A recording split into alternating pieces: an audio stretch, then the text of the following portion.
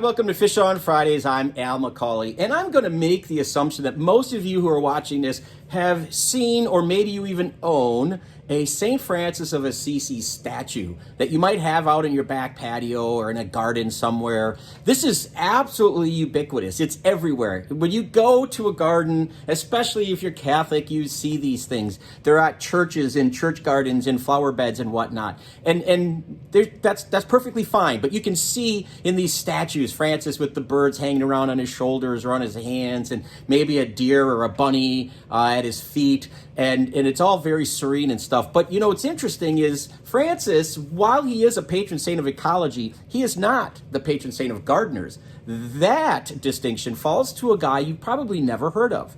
I really didn't know about him at all until just recently, and his name is Saint Fiacre. Now, St. Fiacre, we know very little about. He's one of those saints that we call apocryphal.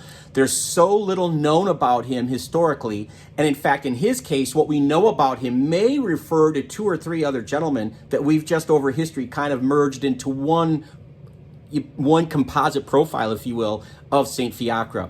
This is what we do know. This gentleman that we refer to as the patron saint of gardeners lived in the 7th century, and tradition tells us he was born in Ireland, and he moved to France because he wanted to seek a life of solitude and prayer.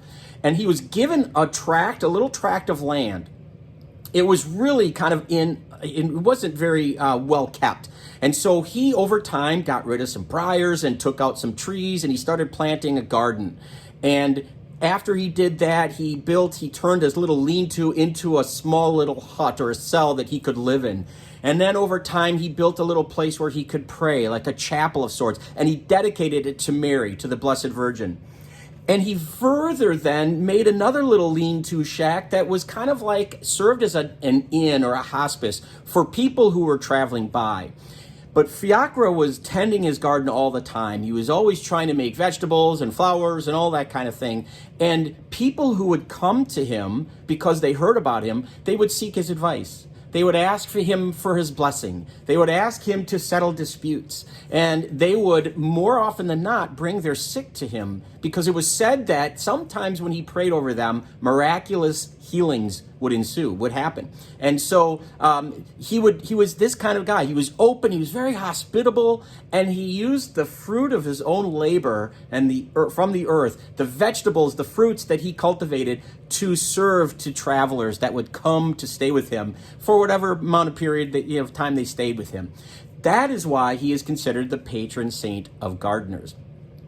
Now, if you do some research into St. Fiacre, sometimes he gets a bad rap because one of these apocryphal stories, one of these uncertain stories, is really somebody taking shots at him and saying he was anti-women, that he hated, in fact, women. And the best we can understand is that there's some historical evidence that he did not allow women to come into his hermitage. And the reason was because he did not want to be tempted. He did not want other people, other men who would travel, to be tempted.